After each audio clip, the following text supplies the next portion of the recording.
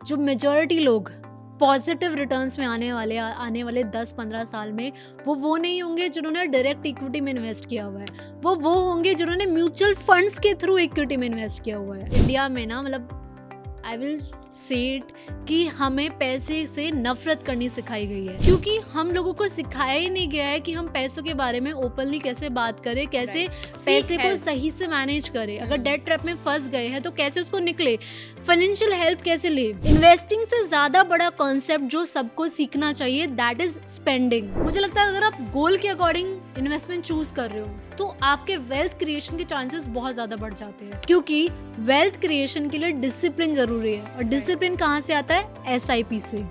Wealth creation के लिए patience जरूरी है, वो कहाँ से आता है? म्यूचुअल फंड से। एक गोल के लिए कम से कम 3 म्यूचुअल फंड या 3 एसेट क्लासेस आपके पास होने चाहिए एट द सेम टाइम आप चालू कर सकते हो। SIP ही वे बेटर होती है, क्योंकि SIP में हम एक डिसिप्लिन रहते हैं। जैसे कहते हैं ना कि रियल एस्टेट ज्यादा अच्छे रिटर्न क्यों देता है, क्यों? क्योंकि वहां पर हमें बार बार बाय सेल की ऑप्शंस अवेलेबल नहीं होती है। हेलो एंड वेलकम टू पैसा लाइव। आज हो रहा है ये special episode specially for women's day, और हमारे पास है एक बहुत ही स्पेशल सी हमारी guest, finance influencer, wealth manager Neha Nagar. Hi. Hi, thank you so much for inviting. Thank you so much for coming. My pleasure. Neha, हमने आपका इंस्टाग्राम अकाउंट हम आपका फॉलो करते हैं। I personally really like your content. Filmy finance ये आपके handle का नाम है। फिल्मी फाइनेंस मतलब दोनों ही बहुत अलग अलग दुनिया से हैं। फाइनेंस बहुत टेक्निकल है, फिल्मी is very glamorous and film is very entertainment. तो ये नाम फिल्मी finance, how do you come up with this name? So lockdown में जब हम सब कुछ ना कुछ नया ट्राई कर रहे थे, कुछ लोग डालगोना कॉफी बना रहे थे, कुछ लोग डांस कर रहे थे, कुछ लोग कुकिंग सीख रहे थे, तो आई वाज स्क्रॉलिंग एक्चुअली। तो आई थॉट कि मैं भी कुछ करती हूँ कंटेंट वर्ल्ड में, बिकॉज ऑफ कोर्स इंडिया में फाइनेंशियल लिटरेसी सिर्फ 24% है, जो कि बेयर मिनिमम है, जो कि बहुत ही कम है, उससे ज़्यादा होने की ज़रूरत है। तो ये गैप तो एक्चुअली में था, जो धीरे धीरे कम भी हो रहा है because of finance influencers, but उस वक्त बहुत ही ज़्यादा था, 4-5 साल पहले। तो इसीलिए आई थॉट कि यार कुछ मिक्स एंड मैच करते हैं। जो क्लाइंट्स मेरे थे वो थे अल्ट्रा HNI या फिर HNI, तो उनके पास से मिलने जाती थी जब वेल्थ मैनेजमेंट की मीटिंग्स के लिए, पैसा ही पैसा है ना। तो आई वाज सो शॉक्ड कि मेजॉरिटी ऑफ जो मेरे क्लाइंट्स थे ना वो सब बिजनेस में थे, वो सब अल्ट्रा रिच जो बिजनेस में थे, और वो बने भी रिच मेजरली या तो उनको इनहेरिटेंस में बिजनेस मिला है या वेल्थ मिली है, या फिर जिन्होंने खुद का भी कुछ क्रिएट किया था, दैट इज ओनली बिकॉज कि बिजनेस था तो वो एक्सपोनेंशियली एक पॉइंट के बाद ग्रो कर गए, जो कि सैलरी में इतनी अच्छी ग्रोथ नहीं मिलती है, राइट। तो तभी मुझे लगा कि यार कुछ इनके ही जैसा मुझे करना चाहिए, खुद का कुछ करना चाहिए। तो मोटिव तो यही था कि एक्सपोनेंशियली ग्रो कर सकूं एक सर्टेन पॉइंट ऑफ टाइम के बाद, जो कि मुझे पहले लगता था कि शायद जॉब में इतना पॉसिबल नहीं है। नेहा, हम स्पेशली एक वुमेंस डे के लिए सीरीज कर रहे हैं, हम बात ही कर रहे हैं वुमेंस की। अभी आपने एक शब्द इस्तेमाल किया, फाइनेंशियल लिटरेसी। अगर हम फाइनेंशियल लिटरेसी की बात करें, आप कहते हो कि इंडिया में इतनी कम है, तो मैं तो बोलती हूँ कि महिलाओं में बहुत कम है, राइट। आज के समय में बहुत सारी वुमेन हैं, महिलाएं हैं जो फिर भी थोड़ा थोड़ा समझना शुरू कर गई। Now they can manage their own finances, but बहुत सारी हैं जिनको नहीं पता, चाहे वो Tier 1 में हो, Tier 2 में हो, रूरल में हो, कहीं भी हो। महिलाओं की फाइनेंशियल लिटरेसी के बारे में आपका क्या ख्याल है? Have you seen it changing? Have you seen it improving? Anything for them?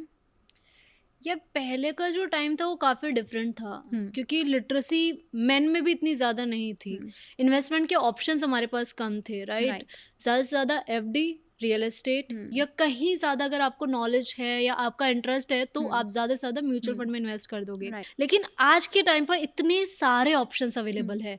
Real estate में अगर आपको इन्वेस्ट करना है तो ज़रूरी नहीं आपको करोड़ों या लाखों की इन्वेस्टमेंट करनी है, आप रीट्स में 10,000 रुपये से 20,000 रुपये से इन्वेस्टमेंट चालू कर सकते हो। तो रियल एस्टेट, जिस तरीके से मैंने ये रीट्स का एग्जाम्पल बताया, उसी तरीके से बहुत सारे वाइडर ऑप्शंस हमारे पास अब अवेलेबल है इन्वेस्टमेंट्स के।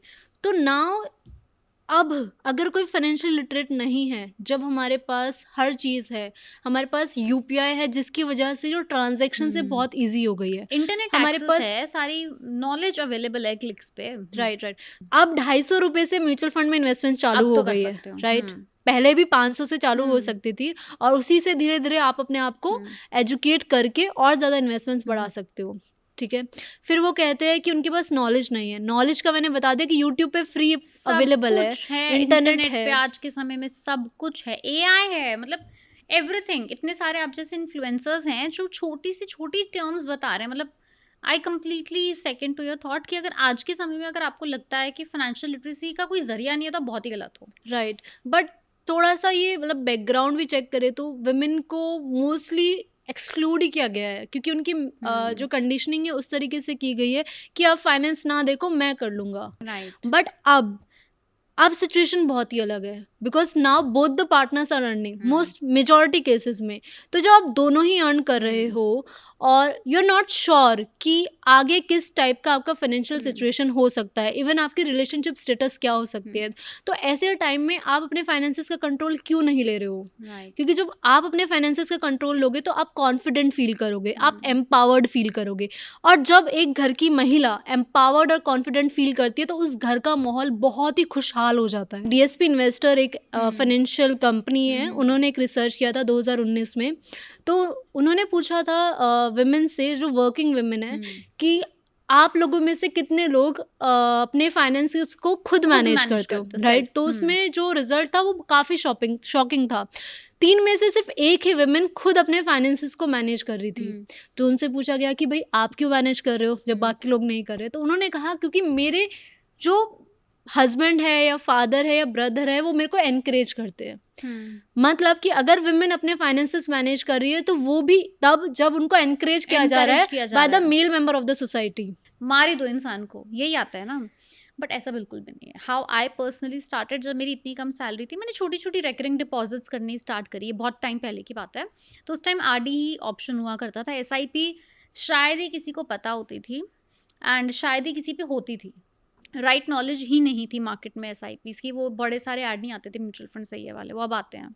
सो आई स्टार्टेड डूइंग छोटी छोटी रेकरिंग्स, जैसे 2,500-3 हज़ार रुपये की रेकरिंग कर ली महीने की, 1 साल की करी। फिर 1 साल बाद जब मुझे वो अमाउंट मिला ना 40,000, मुझे लगा ओ, मतलब क्या मैं सच में 40,000 सेव करने जितनी बड़ी हो गई? I really felt very, first time मुझे बहुत अच्छा लगा, मैंने खुद 40,000 सेव किए, अब क्या करूँ?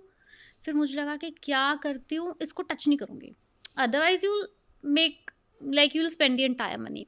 मैंने उस रेकरिंग जो मेरी मैच्योर हुई, मैंने उसको फिक्स डिपॉजिट में डाल दिया 40 को। और मैंने अपनी जो मेरी रेकरिंग थी, मैंने उसी दिन से, जिस दिन वो मैच्योर हुई थी, उसी दिन से उसके 1,000-2,000 रुपये और बढ़ा दिए।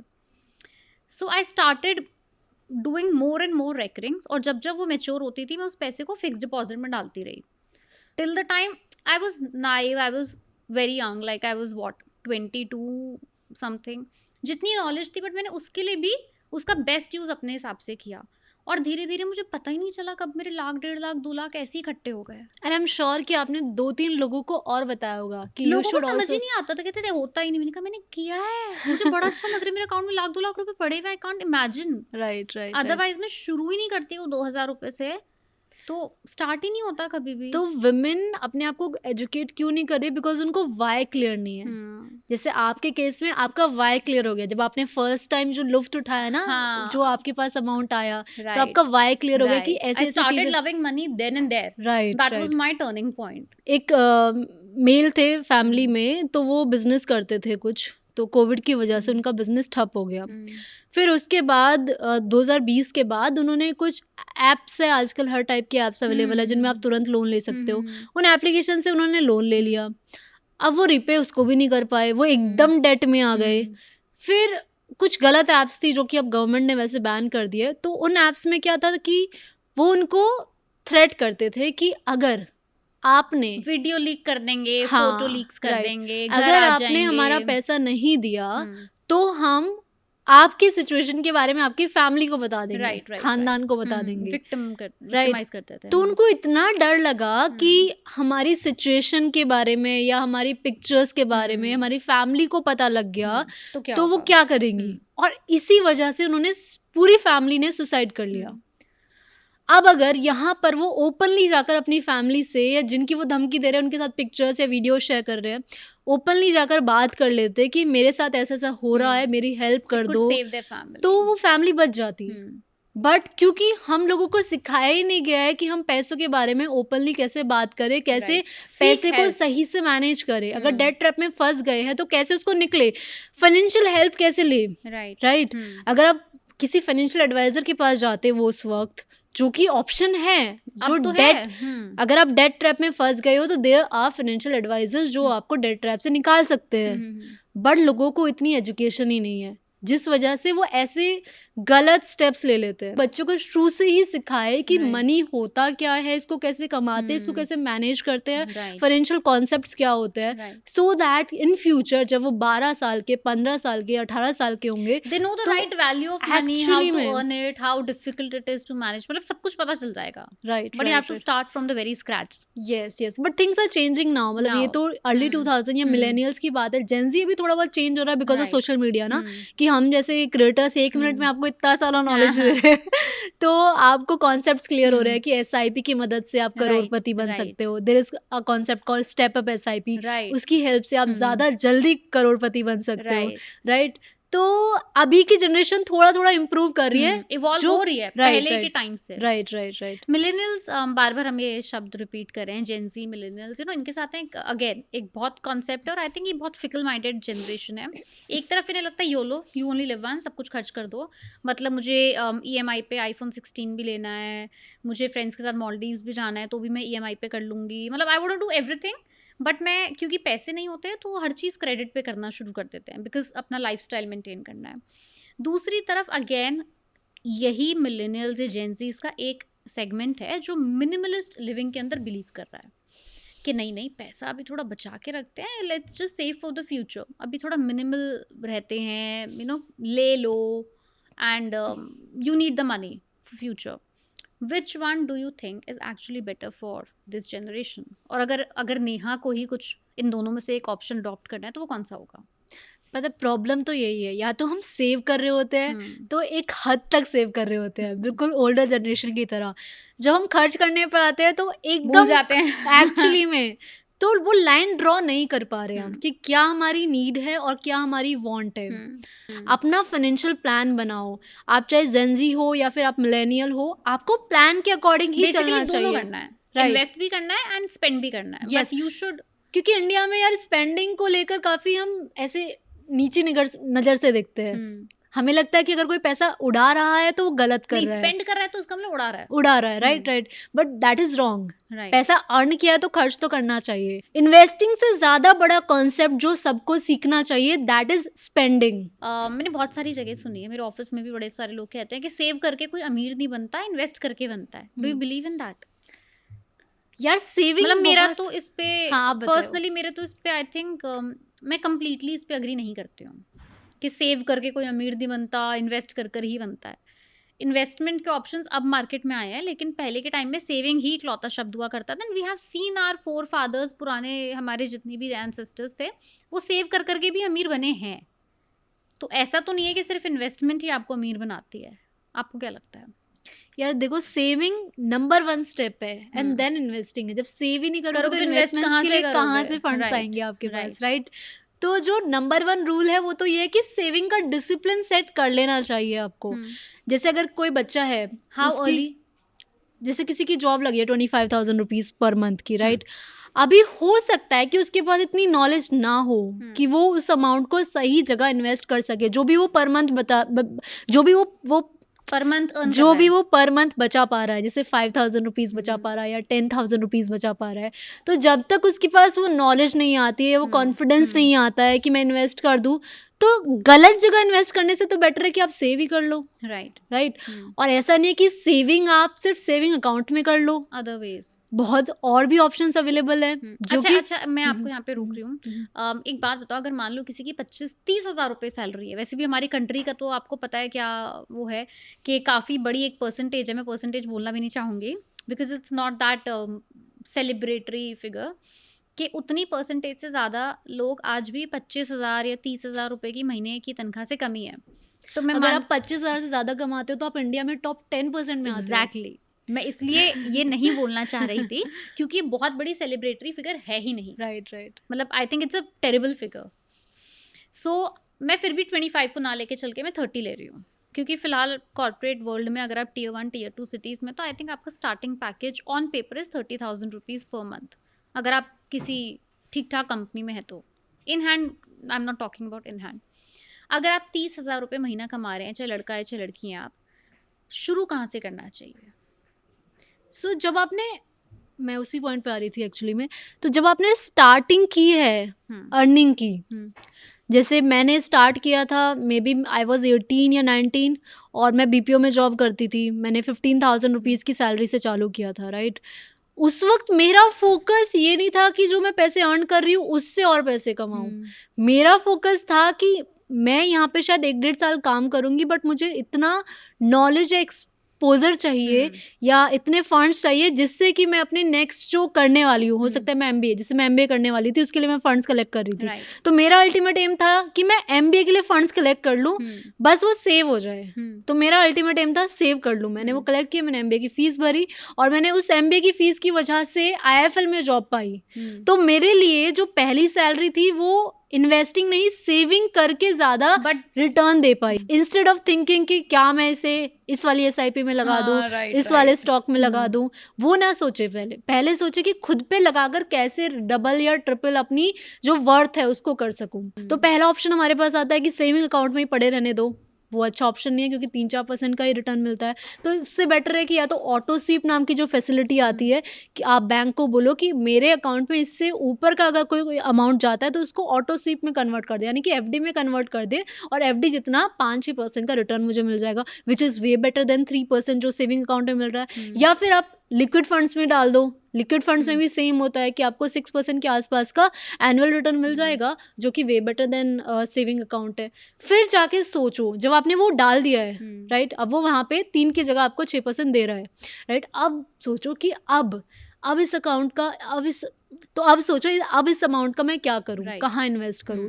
तो अपने आप को एजुकेट करना चालू करो लॉन्ग टर्म के लिए, बड़े इन्वेस्टमेंट टूल्स के लिए। राइट। तो अगर आप 30,000 कमाते हो, तो अगर आपके ज़्यादा खर्चे नहीं है, मैं मानती हूँ कि अगर आप नोएडा जैसे शहर में रह रहे हो तो आपके आराम से 15 से 18,000 रुपये स्पेंड हो जाएंगे। और फिर सोचो कि अब मेरे पास, जब मैंने 3-4 महीने निकाल दिए, तुरंत इन्वेस्टिंग चालू मत करो जॉब चालू होने के बाद, 3-4 महीने निकाल दिए कि इस तरीके से मेरा सेट हो रहा है, इस तरीके से मेरे इतने अमाउंट बच रहा है, तब सोचो कि अब ना मेरे पास हर महीने 5,000 तो बच ही रहे हैं। जब आपको एक एवरेज अमाउंट पता चल जाए, राइट 2-4-5 महीने तक तो आपको एवरेज अमाउंट ही नहीं पता। हाँ जी, तो 5,000 बच रहे हैं।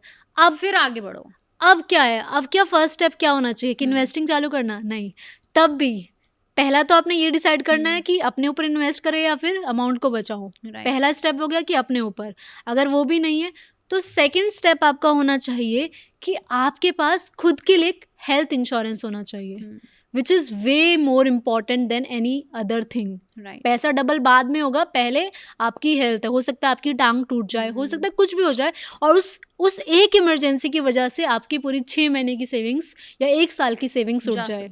कि ऑलरेडी हमने देखा है कोविड के केस में कि 3 करोड़ से ज़्यादा लोग बिलो पॉवर्टी में शिफ्ट हो गए। जो पहले हम थोड़ा सा लोअर मिडिल क्लास में बोलते थे, वो पॉवर्टी लाइन से भी नीचे आ गए। सिर्फ 3-4% इंडियंस के पास, राइट, पेनिट्रेशन बहुत कम है। राइट। तो इट्स वेरी इंपॉर्टेंट कि आप पहला हेल्थ इंश्योरेंस कराओ। पहला हेल्थ इंश्योरेंस सॉर्ट होना चाहिए। फिर उसके बाद अगर आप फिर भी कुछ अमाउंट बच गया तो हेल्थ इंश्योरेंस मेजरली, मतलब मोस्टली आपको 9-10 हज़ार रुपये ईयरली में मिल जाएगा। हाँ। तो फिर भी आपके 4,000 रुपये मान लो बच गए, बेयर मिनिमम 4,000 तो बच गए, ठीक है।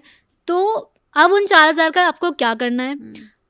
अगर आप अपनी फैमिली के सोल अर्नर हो, यानी कि आपकी फैमिली आप पर डिपेंडेंट है, तो आपको एक लाइफ इंश्योरेंस भी लेना ही चाहिए। वो भी आप 500 रुपये महीना का प्रीमियम से चालू कर सकते हो। जितना जल्दी आप चालू कर रहे हो, मान लो कि अभी आप 25 की एज हो, प्रीमियम कम हो जाएगा, राइट। और ये कितना लेना है आपको? ये लेना है अपनी एनुअल इनकम का 20 टाइम्स जो उसका कवर लेना है। हेल्थ इंश्योरेंस का बताना भूल गई, वो होना चाहिए 10 लाख। अगर आप मेट्रो सिटी में है, अगर आप Tier 3 या 4 है तो 5 लाख या 3 लाख से तो नीचे आपको कवर लेना ही नहीं चाहिए। बट मोस्टली ट्राई करना कि आपको 10 लाख का कवर मिल ही जाए, राइट। फिर उसके बाद आपको लाइफ इंश्योरेंस लेना चाहिए। फिर उसके बाद आपको इमरजेंसी फंड रेडी करना चाहिए अपने लिए कि कोई भी रिक्वायरमेंट आ सकती है, फैमिली में कोई शादी आ गई, कुछ भी आ गया जिसमें आपको एकदम से फंड्स की रिक्वायरमेंट पड़ रही है। वो कहाँ करें? वो आप तो इमरजेंसी अमाउंट कितना होना चाहिए, पहले तो हम ये बात करेंगे कि आपके जो मंथली एक्सपेंसेस है 6 महीने के, उसका एवरेज आउट निकाल लो। मान लो कि 20,000 रुपये है, तो 20,000 का 6 टाइम आपको इमरजेंसी फंड में इतना हमेशा आपके पास रेडिली अवेलेबल होना चाहिए बैंक में, कि जब ज़रूरत पड़े तुरंत के तुरंत आप निकाल ले। तो उसके लिए क्या किया आप तुरंत के तुरंत निकालना है तो आप रिस्क नहीं ले सकते हो, ना आपको लॉक इन चाहिए, राइट, ना आपको ऐसा कोई झंझट चाहिए कि बहुत सारे फॉर्म भर के फिर वो अमाउंट निकलेगा। तो इट्स बेटर कि आप इसको या तो बैंक अकाउंट में पड़े रहने दो या फिर लिक्विड फंड में, क्योंकि लिक्विड फंड से भी निकालोगे तो उसमें टाइम लग जाता है। राइट। तो इट्स बेटर कि आप उसको सेविंग में ही रहने दो, और कुछ अमाउंट, उसका भी कुछ अमाउंट लिक्विड में डाल दो, कुछ अमाउंट सेविंग में रहने दो, उसको भी आप डाइवर्सिफाई कर लो, सो दैट कि एकदम से इमरजेंसी आ जाए तो कुछ अमाउंट तो आपके पास रेडिली अवेलेबल हो, राइट। कैश में भी रख सकते हो कुछ अमाउंट इसका। तो इमरजेंसी फंड सॉर्ट हो गया, लाइफ इंश्योरेंस सॉर्ट हो गया, हेल्थ इंश्योरेंस, 2000 बच गए, फिर भी मानो 2,000 रुपये बच गए। तो अब इन 2,000 का हम सोच सकते हैं कि हमारे फ्यूचर के लिए हम कहाँ इन्वेस्ट करें, कहाँ करें। बट अब गलती क्या करते हैं लोग कि सीधा 2,000 रुपये को म्यूचुअल फंड या स्टॉक्स में डाल देंगे, बट वो नहीं करना है, क्योंकि इन्वेस्टमेंट से पहले आएगी गोल प्लानिंग, राइट। तो उस 2,000 में से ऐसे मुझे इन्वेस्टमेंट चालू करनी है कि कब मुझे चाहिए होगा जो इन्वेस्टमेंट का अमाउंट है। जैसे हो सकता है कि शॉर्ट टर्म के लिए चाहिए, जैसे 3 साल के लिए, 4 साल के लिए, तो मैं वहाँ उस अमाउंट को इन्वेस्ट करूँगी जहाँ से मैं तुरंत अमाउंट निकाल सकूँ और मेरा रिस्क कम हो। जैसे कि बॉन्ड्स में वहाँ मुझे 7-8% का रिटर्न मिल सकता है, जो कि इन्फ्लेशन को बीट कर रहा है, और आफ्टर टैक्सेस भी मेरे पास कुछ रिटर्न बच रहा है, ठीक है। तो ये जो मिड टर्म है, इसमें हम बॉन्ड्स चूज़ कर सकते हैं, गोल्ड चूज़ कर सकते हैं, इसमें हम सिल्वर चूज़ कर सकते हैं, इसमें हम काफ़ी सारे हमारे पास एसेट क्लासेस है वो चूज़ कर सकते हैं, जहाँ पर मेरे रिस्क का जो अमाउंट है वो कम हो और रिटर्न मेरा ठीक ठाक हो। तो ये हो गया मिड टर्म के लिए। अब अगर लॉन्ग टर्म है, यानी 10 साल है, हो सकता है कि मेरी शादी में 10 साल है, तो तब के लिए मैं इन्वेस्टमेंट्स कर रही हूँ, तो उसके लिए मैं फिर म्यूचुअल फंड चूज़ करूँगी, मैं स्टॉक्स चूज़ करूँगी, और रिस्कियर चीज़ें क्रिप्टो चूज़ करूँगी कि 10 साल बाद देखना है, तो अभी रिस्कियर चीज़ों में डाल के ज़्यादा रिटर्न, क्योंकि higher the risk higher the return. ऐसे ही तो गोल प्लानिंग बहुत इंपॉर्टेंट है। ऐसा नहीं कि आप अंधा, किसी ने 2,000 रुपये इन्वेस्ट करने का सोचा, फ्रेंड ने बताया कि वो वाले म्यूचुअल फंड में एसआईपी करा ले तो कर लो। मतलब मुझे लगता है अगर आप गोल के अकॉर्डिंग इन्वेस्टमेंट चूज कर रहे हो तो आपके वेल्थ क्रिएशन के चांसेस बहुत ज़्यादा बढ़ जाते हैं, राइट। आपने बार बार म्यूचुअल फंड्स की बात करी। म्यूचुअल फंड्स आजकल हर जगह ऐड में भी आ रहा है, म्यूचुअल फंड सही है, म्यूचुअल फंड सही है। अब तो इनफैक्ट अच्छी बात है कि अब 250 रुपये से भी आप म्यूचुअल फंड शुरू कर सकते हो। But tell me one thing, as a learned person, मतलब इतना ज्ञान होने के बाद आपको ऐसा लगता है कि हाँ, बहुत ज़्यादा वेल्थ क्रिएशन के लिए म्यूचुअल फंड सही ऑप्शन है लॉन्ग टर्म के लिए? Do you personally do you believe in mutual funds? Do you yourself invest in mutual funds? Do you believe in that? यार मुझे ऐसा लगता है कि मेजॉरिटी जो इंडिया में वेल्थ क्रिएट करने वाले हैं वो, मैं थोड़ी बहुत अमाउंट की बात नहीं कर रही, मैं बड़े अमाउंट्स की बात कर रही हूँ। Wealth creation, I agree. जो मेजॉरिटी लोग पॉजिटिव रिटर्न्स में आने वाले 10-15 साल में वो नहीं होंगे जिन्होंने डायरेक्ट इक्विटी में इन्वेस्ट किया हुआ है, वो होंगे जिन्होंने म्यूचुअल फंड्स के थ्रू इक्विटी में इन्वेस्ट किया हुआ है। क्योंकि वेल्थ क्रिएशन के लिए डिसिप्लिन जरूरी है, और डिसिप्लिन कहाँ से आता है? SIP से। वेल्थ क्रिएशन के लिए पेशेंस जरूरी है, वो कहाँ से आता है? म्यूचुअल फंड से, राइट। वेल्थ क्रिएशन के लिए नॉलेज और टाइम टू टाइम रिव्यू चाहिए। अब हो सकता है कि आज तो आप रिव्यू करने के लिए रेडी हो, लेकिन 5 साल बाद आपका बिजनेस ज़्यादा ग्रो कर गया, आपके पास टाइम नहीं रहा, आपने रिव्यू नहीं किया अपना पोर्टफोलियो, तो आपको नुकसान हो सकता है। बट यही आपका म्यूचुअल फंड जो मैनेजर है वो आपके बिहाफ पे कर रहा होगा, तो आपके प्रॉफिट के चांसेस बहुत ज़्यादा बढ़ जाते हैं। और हमने ये देखा भी है कि रिसेंट टाइम्स में जो म्यूचुअल फंड के इन्वेस्टर्स हैं उन्होंने ज़्यादा रिटर्न्स कमाए हैं रादर देन जो डायरेक्ट इक्विटी में इन्वेस्ट कर रहे हैं उन्होंने। और धीरे धीरे ये ट्रेंड शिफ्ट हो रहा है, इवन इन अल्ट्रा HNI और HNI category also, they are also more inclined towards mutual fund rather than direct equity. मैं ये भी पूछना चाहती हूँ, लोगों को एक मिसकंसेप्शन ये भी होता है, उन्हें लगता है कि बहुत बड़ा अमाउंट एक म्यूचुअल फंड में डालो तो बेटर है, या छोटे छोटे अमाउंट को 2 से 3 म्यूचुअल फंड में डालो वो बेटर है? मतलब यार देखो, डाइवर्सिफाई तो करना ही चाहिए, भले ही आप म्यूचुअल फंड में इन्वेस्ट कर रहे हो, राइट। तो गोल प्लानिंग के अकॉर्डिंग जो मेरा स्ट्रेटेजी है वो हर चीज़ गोल प्लानिंग के अकॉर्डिंग है, राइट। कि मेरे पास टाइम कितना है, मैं रिस्क कितना ले सकती हूँ, और मेरे को अमाउंट कितना चाहिए होगा, और अभी इन्वेस्ट करने के लिए कितना अमाउंट है। मैं ये सारी चीज़ें पहले देखती हूँ, फिर मैं डिसाइड करती हूँ कि मेरे लिए कौन सा म्यूचुअल फंड बेस्ट है, या कौन सा एसेट क्लास बेस्ट है, या कितने, राइट। तो मेजरली जो मैंने फाइनेंशियल प्लानिंग प्रोवाइड की है या मैं खुद जो करती हूँ अपने लिए, एक गोल के लिए कम से कम 3 म्यूचुअल फंड या 3 एसेट क्लासेस आपके पास होने एट द चाहिए same time. At the same time. आप चालू कर सकते हो, बट आप ये भी चेक करो कि ओवरलैप ना हो रहे हो। तो बहुत सारे ऐसे प्लेटफॉर्म है, वहाँ पर आप अपने म्यूचुअल फंड्स के नाम डालोगे और वहाँ पर तुरंत एंटर होके आ जाएगा कि ओवरलैप तो नहीं हो रहा। ओवरलैप का मतलब है कि एक म्यूचुअल फंड में HDFC है तो हो सकता है दूसरे में भी HDFC हो, तीसरे में भी HDFC, तो ओवरलैप नहीं होना चाहिए। हर तीनों ही म्यूचुअल फंड में डिफरेंट अलग अलग पोर्टफोलियो होना चाहिए। राइट। तो कम से कम 3 म्यूचुअल फंड आपके पोर्टफोलियो में होनी चाहिए और तीनों का कैटेगरी डिफरेंट होना चाहिए। मतलब ऐसा ना हो कि तीनों में एक ही स्टॉक हो। राइट। और coming back to your question कि एक ही अमाउंट एक साथ इन्वेस्ट कर रहे हैं या फिर SIP के थ्रू कर रहे हैं, तो ऐसी काफ़ी सारी रिसर्च है जिनके थ्रू ये प्रूफ हुआ है कि जो मान लो मैंने 2019 में एक अमाउंट इन्वेस्ट किया था और अब हम आ गए बूम पे चला गया, मैं 2025 में आ गई हूँ, राइट, वापस वही है। तो मेरा उतना ही है, प्लस किसी ने 2019 में SIP चालू की थी तो उसका रिटर्न भी आज के टाइम में ऑलमोस्ट इक्वल है। ऐसा कोई बड़ा डिफरेंस नहीं है। तो इसीलिए SIP ही वे बेटर होती है, क्योंकि SIP में हम एक डिसिप्लिन रहते हैं। जैसे कहते हैं ना कि रियल एस्टेट ज्यादा अच्छे रिटर्न क्यों देता है, क्यों? क्योंकि वहां पर हमें बार बार बाय सेल की ऑप्शंस अवेलेबल नहीं होती है। हम पेशेंट रहते हैं, हम लॉन्ग टर्म के लिए वेट करते हैं, इसीलिए हम रियल एस्टेट में ज्यादा रिटर्न कमा पाते हैं रादर देन अगर हम डायरेक्ट इक्विटी में इन्वेस्ट करें। इक्विटी में जनरली अगर किसी को 2024 में बूम पे प्रॉफिट दिख रहा होगा तो वो बेच के निकल जाएगा, राइट। तो वो हाई लोज को बहुत ज्यादा ऑब्जर्व करता है जब हम इक्विटी में इन्वेस्ट कर रहे होते हैं। तो वही कॉन्सेप्ट है कि अगर आप SIP के थ्रू इन्वेस्ट कर रहे हो तो आप ये झंझट में नहीं पड़ोगे कि कब हाई जा रहा है कब लो जा रहा है, क्योंकि आपने तो डिसाइड किया है कि आप 15 साल के लिए यहाँ पर इन्वेस्टेड रहने वाले हो। और एक छोटा अमाउंट होता है तो वो आपको इतना इम्पैक्ट भी नहीं करता है। यस। अभी हमने रियल एस्टेट की बात करी, हमने म्यूचुअल फंड्स की बात करी, लेकिन जब हम बात मिलेनियल्स की और यंग जनरेशन की कर रहे थे, वो लोन्स के अंदर भी काफ़ी ज़्यादा अब बिलीव करने लगा है। प्लस लोन्स मिलना अब काफ़ी टाइम से बहुत आसान भी हो गया, accessible and affordable to all. I just want to know, मतलब as a finance influencer, as a learned person, आप लोग भी मतलब काफ़ी लोन लेते हो? बिकॉज लोगों को लगता है कि यार ये इतना ज्ञान दे रहे हैं, हमको नॉलेज दे रहे हैं, इन पे तो लोन नहीं होगा। यस। तो रूल है कि आप लोन तभी लो अगर वो गुड लोन है, और अगर वो बैड लोन है तो आप लोन मत लो। गुड लोन कौन से होते हैं? गुड लोन और बैड लोन। तो गुड लोन क्या होता है कि जिसमें हमें बेनिफिट ही बेनिफिट मिल रहे हो। कैसे? जैसे home loan is a good loan, क्योंकि होम लोन का जो इंटरेस्ट है वो कम से कम होता है कंपेयर टू अदर लोन्स। जैसे कोई व्हीकल लोन है तो वो जैसे कोई व्हीकल लोन है तो 9% या 10% में मिल रहा होगा, तो होम लोन आपको 8% में मिल जाएगा, राइट। पर्सनल लोन आपको 13% में मिल रहा है, बट होम लोन आपको 8% में मिल रहा है। तो कंपेयरिंग इंटरेस्ट रेट, सबसे कम होम लोन पर इंटरेस्ट रेट आपको मिलता है, एजुकेशन लोन पे कम इंटरेस्ट मिलता है। तो ये जो है, इनके बदले, ये जो लोन मैंने लिए हैं, इनके बदले मुझे एसेट मिल रहा है। मैं लायबिलिटी नहीं खरीद रही हूँ, मैं एसेट खरीद रही हूँ।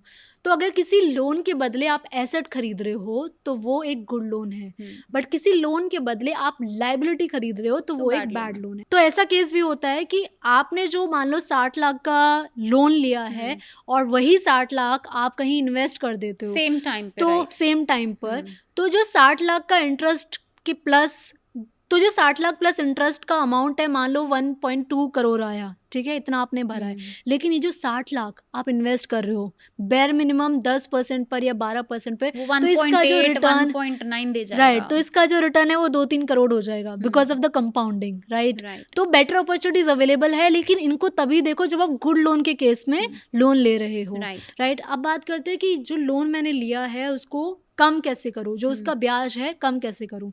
तो एक वीडियो मैंने इस पे बनाया था कि एक घर ले रही हूँ मैं अपने लिए और एक घर ले रही हूँ बैंक के लिए, क्योंकि अगर मैंने 50 लाख का घर लिया है, 10 लाख का डाउन पेमेंट किया है, तो बाकी के जो 40 लाख है उस पर अगर मैं इंटरेस्ट 8.5% का इंटरेस्ट के अकॉर्डिंग 20 साल का लोन लेती हूँ, तो टोटल जो 20 साल का टेन्योर है उसमें मैं बैंक को इंटरेस्ट ही 43 लाख पे कर दूंगी, राइट। तो 43 लाख बैंक को दे दिया और 50 लाख का मेरा घर था, तो टोटल ऑलमोस्ट 1 करोड़ का मेरा घर हो गया, राइट।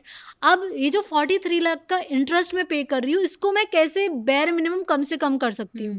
तो इसका पहला जो मेथड है वो तो ये है कि मैं हर साल एक एक्स्ट्रा EMI पे कर दूं, राइट? मान लो कि मेरी 33,000 की EMI आ रही है, तो 33,000 एक एक्स्ट्रा दे दूं, 12 की जगह 13 EMI दे दूं। तो इसकी वजह से क्या होगा कि जो मेरा लोन का टेन्योर था वो 20 साल की जगह 12 साल हो जाएगा, क्योंकि धीरे धीरे करके मैं प्री पेमेंट करती जा रही हूँ, राइट? और मेरा इंटरेस्ट का जो अमाउंट है जो 43 लाख बन रहा था वो 23 लाख ही बनेगा, राइट? क्योंकि प्री पेमेंट कर दिया, प्रिंसिपल अमाउंट पे जो पहले प्री पे कर चुकी हूँ, फिर उसके बाद जो प्रिंसिपल बचा फिर उस पे इंटरेस्ट लगेगा। तो इस मेथड की वजह से मेरा टेन्योर भी कम हो गया और मेरा इंटरेस्ट अमाउंट भी कम हो गया। एक मेथड ये हो गया। दूसरा होता है कि आप, क्योंकि ऑब्वियसली आज जितना कमा रहे हैं उससे कुछ अमाउंट तो नेक्स्ट ईयर आपका बढ़ने ही वाला है, इंक्रीमेंट होने ही वाला है, राइट? तो उस केस में आप क्या कर सकते हो कि हर साल 10% से अपनी SIP का अमाउंट बढ़ा दो। सॉरी, EMI का तो उस केस में क्या कर सकते हो कि हर साल अपना EMI का ऑप्शन, ये वाला फिर से क्योंकि अब हम हंस पड़े ना तो वो मैं कट नहीं कर पाऊंगी। ठीक है, ओके। उस केस से, हाँ, तो उस केस में आप हर साल अपनी EMI का जो अमाउंट है वो 10% से बढ़ा दो। इसकी वजह से भी आप जल्दी लोन प्रीपे कर रहे हो धीरे धीरे, और आपकी पॉकेट पे भी ज़्यादा असर नहीं पड़ा, और आपने एक्चुअली में जो 20 साल का लोन था वो बहुत ही कम सालों में 12 सालों में रीपे कर दिया। और जो इंटरेस्ट आपको 45,000 रुपीज़ बैंक को 45 लाख रुपीस बैंक को देना है, वो भी ऑलमोस्ट जीरो हो गया। तो इस एक तरीका ये है। एक तीसरा तरीका होता है कि आप जितना EMI दे रहे हो उसका सिर्फ 0.10% SIP भी चालू कर दो साइड बाय साइड। तो जो SIP का जो रिटर्न मिलेगा आपको, मान लो कि 33,000 रुपीज़ की आपकी EMI थी और आपने 6,000 रुपये SIP चालू कर दिया खुद को थोड़ा सा स्ट्रेच करके, right? Of course 6,000 rupees invest करना इजी नहीं है, लेकिन अगर आप स्ट्रेच कर लेते हो, सेव कर लेते हो, तो उसकी वजह से आप जो ये 6,000 रुपये की SIP चालू कर रहे हो 20 साल में 1.2 CR के आसपास की बन जाएगी, जिसकी वजह से आपका जो इंटरेस्ट है 45 लाख का वो भी नील हो गया, प्लस आपको एक्स्ट्रा कुछ फंड से मिल गए। तो कई सारे ऐसे तरीके होते हैं जिनके थ्रू आपको सिर्फ कोशिश करनी है कि कैसे ना कैसे आप अपने आप को स्ट्रेच करो, अपनी थोड़ी बहुत जो एक्स्ट्रा सेविंग्स हो रही है उनको एज अ प्री पे करके इंटरेस्ट कम करो और अपना जो हमें जो मिलने वाला अमाउंट है उसको मैक्सिमम यूटिलाइज कर लो, मतलब बड़ा कर लो। तो उससे आपका इंटरेस्ट जल्दी रीपे हो जाएगा और आपका होम भी जल्दी पैसे बच जाएंगे, घर में पैसे बच जाएंगे, राइट? क्विकली पैसे बनाने जैसा कुछ होता ही नहीं है। तो एक बहुत ही पुरानी कहावत है कि अगर आप वेल्थ क्रिएट करना चाहते हो तो आपको 20 साल लगेंगे, बट अगर आप जल्दी वेल्थ क्रिएट करना चाहते हो तो आपको 30 साल लगेंगे। क्योंकि आप जल्दी के चक्कर में बहुत सारी गलतियां करोगे, बहुत गलत जगह फंसोगे। वो 10 साल में जब आपको अकल आएगी कि नहीं यार वेल्थ क्रिएट करना है तो 20 साल ही लगेंगे, फिर तब आपको 20 साल लगेंगे। तो यही फ़ायदा है कंपाउंडिंग का कि जितनी जल्दी आप इन्वेस्टमेंट चालू करोगे उस रिटर्न पे आपको रिटर्न मिलता रहेगा, और उसकी वजह से आपका जो कॉपस है वो जो बंदा लेट कंपाउंडिंग चालू कर रहा है उससे काफ़ी ज़्यादा डबल या ट्रिपल होगा, राइट? तो एक कंपाउंडिंग का जो फैक्टर है, जो कंपाउंडिंग का मैजिक है, ये सिर्फ म्यूचुअल फंड्स में काम करता है या फिर जो गवर्नमेंट स्कीम्स है लॉन्ग टर्म जैसे PPF है, EPF है, या फिर अगर आप फिक्स डिपॉजिट कराते हो, टर्म डिपॉजिट कराते हो, उन पे भी काम करता है? यार हर एक स्कीम का आपको चेक करना पड़ेगा कि आपको जो रिटर्न मिल रहा है वो क्वार्टरली मिल रहा है, एनुअली मिल रहा है, और वो री इन्वेस्ट करना चाह रहे हो आप कि नहीं। और अगर मान लो मैं ऐसी ही स्कीम में इन्वेस्ट करना चाहती हूँ जिसमें मुझे कंपाउंडिंग का मैजिक करवाना ही है, तो फिर मैं कहाँ इन्वेस्ट करूँ? तो मेजॉरिटी केसेस में आपको ईयरली रिटर्न मिल रहा होता है, तो कंपाउंडिंग आपको होके मिलती है मोस्टली केसेस में। और आप कहीं भी इन्वेस्ट कर रहे हो, आप कोई भी स्कीम चूज कर लो। देखो आजकल हर चीज़ के कैलकुलेटर फ्री में अवेलेबल है गूगल पर। आप कुछ भी डालोगे, कंपाउंडिंग कैलकुलेटर, इन्फ्लेशन कैलकुलेटर, या आज आप 10,000 रुपये EPF में इन्वेस्ट कर रहे हो तो आपको 10 साल बाद कितने मिलेंगे, 15 साल बाद कितने मिलेंगे, हर चीज़ कैलकुलेट होकर ईजिली आपके सामने आ जाएगी।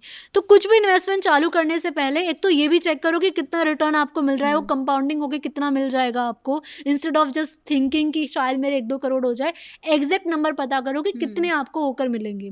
दूसरा, आप इन्फ्लेशन को भी कंसिडर करो कि जब आपको ये 1 करोड़ मिलेंगे तो क्या उस वक्त उस 1 करोड़ की वैल्यू 1 करोड़ ही होगी? राइट, नहीं, 80 भी हो सकती है, 70 भी हो सकती है, बहुत कम हो सकती है, राइट? तो उसके अकॉर्डिंग भी आपको लेवल अप करने की ज़रूरत है कि जब भी आपकी इनकम बढ़ रही हो साथ में आप अपना इन्वेस्टमेंट अमाउंट भी बढ़ा दो, ताकि इन्फ्लेशन को आप बीट कर सको कि उस वक्त जो 1 करोड़ मिल रहा है वो एक्चुअली में 1 करोड़ हो, मान लो 2, राइट, उसकी वर्थ उतनी हो, उसकी वर्थ इतनी हो। इसीलिए बहुत इंपॉर्टेंट है कि इन्फ्लेशन जैसा कॉन्सेप्ट लोग मिस ही कर देते हैं इन्वेस्टमेंट्स करते हुए, है ना, और खुश हो जाते हैं कि मुझे तो 1 करोड़ मिलेंगे, बट क्या उन 1 करोड़ की वैल्यू उतनी होगी? मुझे लगता नहीं कि उतनी होगी जिस तरीके से हमारा इन्फ्लेशन जा रहा है, राइट।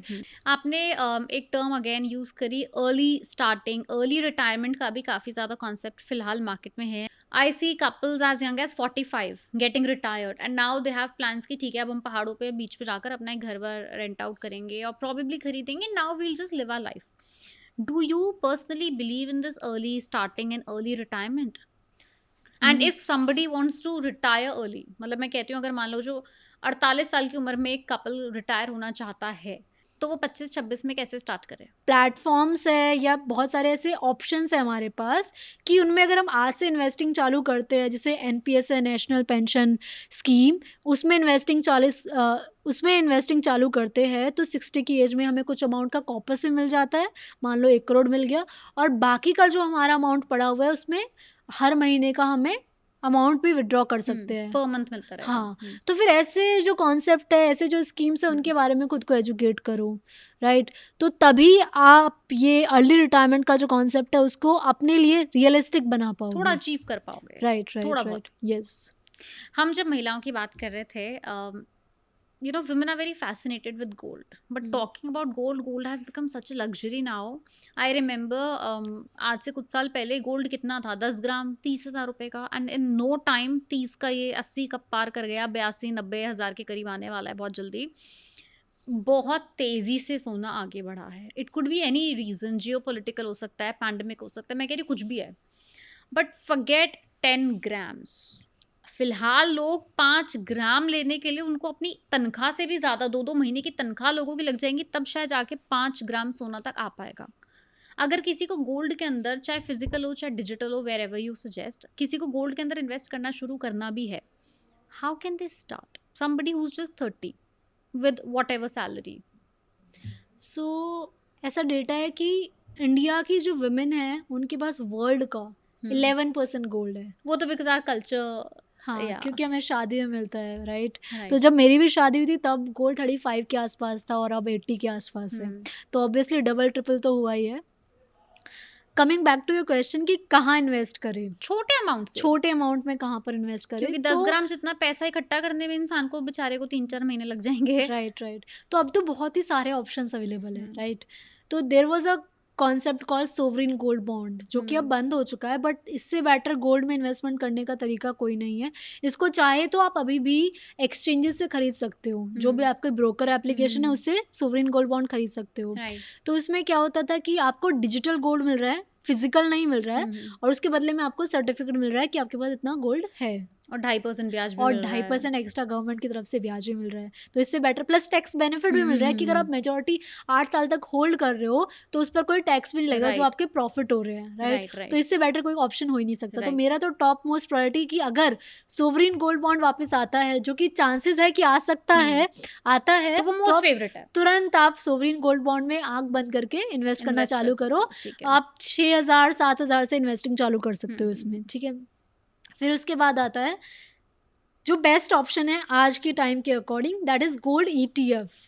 तो म्यूचुअल फंड ही गोल्ड के अब इजीली अवेलेबल है। आप किसी भी ब्रोकर एप्लीकेशन पे जाओ, आप बेर मिनिमम 500,000 रुपये से भी गोल्ड में इन्वेस्टिंग चालू कर सकते हो। तो ये नॉर्मल SIP की तरह कर सकते हैं? डेफिनेटली आप इसमें SIP चालू करो, आप लमसम करो, आप जिस तरीके से इन्वेस्टमेंट चालू करना चाहते हो आप इन्वेस्टिंग चालू कर सकते हो। इसको क्या कभी इन फ्यूचर, फॉर एग्जांपल अगर मुझे 15 साल बाद आई वांट कि मैं इसको फिजिकल में कन्वर्ट कराऊं, so can you do it?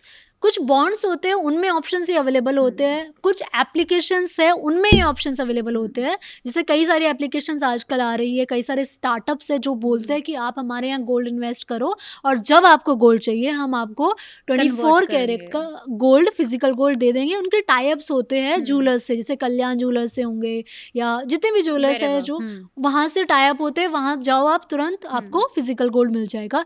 लेकिन ETF में ये ऑप्शन नहीं है अभी, ठीक है। तो ETF इज लाइक कि आपका म्यूचुअल फंड है, आपको डिजिटल गोल्ड मिल रहा है, यानी कि आपको एक सर्टिफिकेट टाइप का, आप शेयर होल्डर जो बोलते हैं। It's a good form of investing, the best form right now. इससे बेटर कुछ नहीं है, क्योंकि इसमें रिस्क बेयर मिनिमम है, क्योंकि जो हम्म। स्टार्टअप्स है उनमें रिस्क हो सकता है, राइट थोड़ा सा झंझट हो सकता है। राइट कोई ऐप बंद हो गई, ऐसा तो है नहीं कि लेके भाग जाएगी, हम्म। बट अगर कोई ऐप बंद हो गई तो आपको पैसे मिलने में थोड़ा थोड़े देरी टाइम हो स्टक सकती हो है, सकता है, देरी हाँ। हो सकती है, क्योंकि ऑलमोस्ट सभी एप्लीकेशन, सभी स्टार्टअप्स से भी रजिस्टर्ड होते हैं, गवर्नमेंट रेगुलेटेड होते हैं, तो ऐसा तो डर है नहीं कि आपके पैसे कहीं डूब जाएंगे, बट कुछ चांसेस ऐसे होते हैं कि टाइम लग जाए मिलने में। तो इसीलिए इस वक्त, क्योंकि सोवरेन गोल्ड बॉन्ड है नहीं और इन एप्लीकेशन में थोड़ा सा रिस्क है, ज़्यादा नहीं थोड़ा सा, और प्लस फिजिकल गोल्ड तो आजकल कोई रिकमेंड नहीं करता है, बिकॉज हम लोग भी शायद गोल्ड नहीं पहनते हैं डेली वेयर में, राइट। तो फिजिकल गोल्ड प्लस उसमें making charge, GST, locker charges,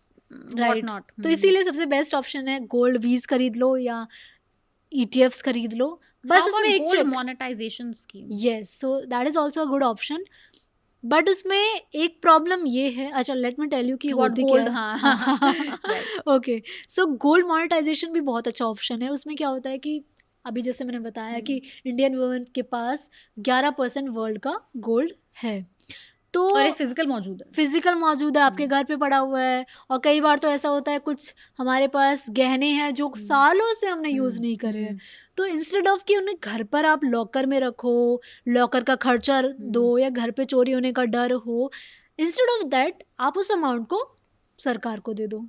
अब सरकार उसके बदले में आपको 2.5% इंटरेस्ट के साथ साथ जो मार्केट रिटर्न है वो तो बढ़ ही रहा है, आपकी गोल्ड की वैल्यू तो बढ़ ही रही है। जैसे अगर गोल्ड 80,000 से 1 लाख हो गया तो आपका गोल्ड तो 1 लाख का ही हो गया ना, बट उसके साथ साथ सरकार भी आपको 2.5% तक का इंटरेस्ट दे रही है, तो इससे बेटर तो कुछ हो ही नहीं सकता। तो ये कहाँ कर सकते हो, मतलब अगर किसी महिला को नहीं पता तो कहाँ जाए वो? तो देखो, अगर महिला फ़ोन ऐप नहीं चलाती, जैसे कि कोई बैंक की ऐप है, ICICI या जो भी है, मतलब प्राइवेट बड़े बैंक्स में क्या ये फैसिलिटी मौजूद है फिलहाल? प्राइवेट बड़े बैंक्स में आप कर सकते हो। आपको अपने जो बैंक मैनेजर्स है उनको कांटेक्ट करना होगा, या फिर खुद आप जा सकते हो कि मुझे इधर इधर करना है। Otherwise there is a app called RBI direct, तो उसमें जितने भी गवर्नमेंट के बॉन्ड्स या सिक्योरिटीज रिलेटेड इन्फॉर्मेशन होती है, इन्वेस्ट करने के ऑप्शंस होते हैं, वहाँ जाकर भी आप कर सकते हो। पोस्ट ऑफिस में तो आपको 100% ये फीचर फैसिलिटी मिल जाती है। चाहे अपना गोल्ड फिजिकल वापस ले सकते हो? नहीं, वही तो वही तो ये गेम है। हाँ, ये गेम है।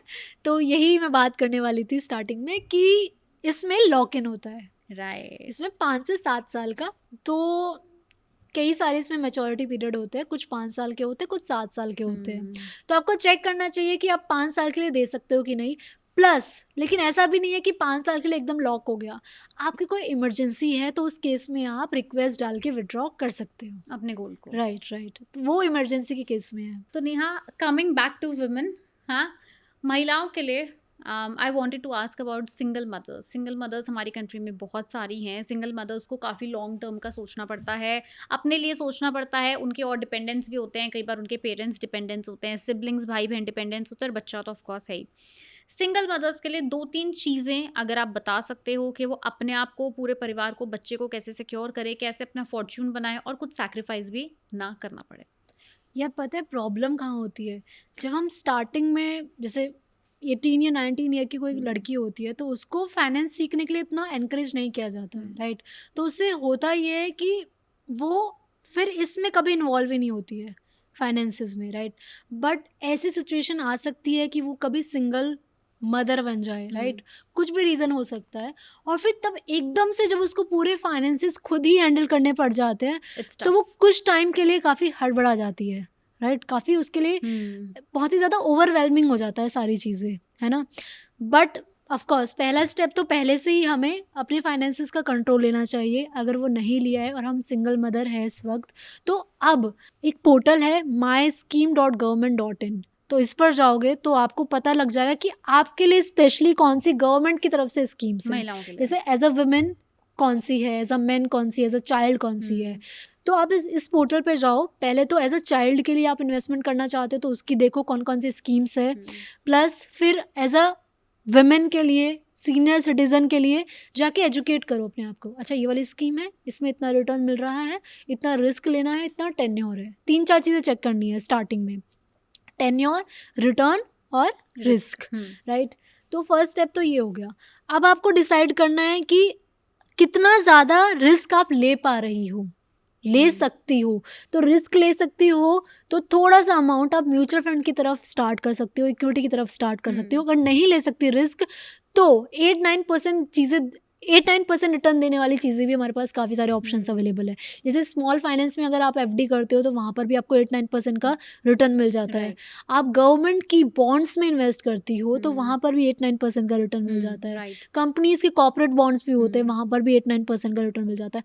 तो हमारा नंबर 1 रूल तो ये होना चाहिए कि हम कम रिस्क लेकर, क्योंकि आपकी यहाँ पर रिस्क टेकिंग कैपेसिटी काफी कम है। आप सिंगल हो, there is nobody else to help you, right. तो सबसे पहले रिस्क टेकिंग कैपेसिटी जज कर लो अपनी कि आप सिंगल हो, आपके ऊपर डिपेंडेंट है और आपको काफी सारी रोल्स एंड रिस्पॉन्सिबिलिटीज फुलफिल करनी है।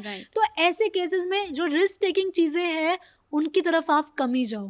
राइट है ना, आप वहां जाओ जहाँ पर रिस्क कम लेकर ज्यादा रिटर्न आपको मिल सकता है। Feel free and talk openly about money. That's, I think, all both of us had to say. And in the end, happy Women's Day. You want to wish? मेरी तरफ से सभी महिलाओं को हैप्पी वुमेन्स डे, और main को भी, क्योंकि मेन को ज़्यादा ज़रूरत है वुमेन्स को एनकरेज करने की।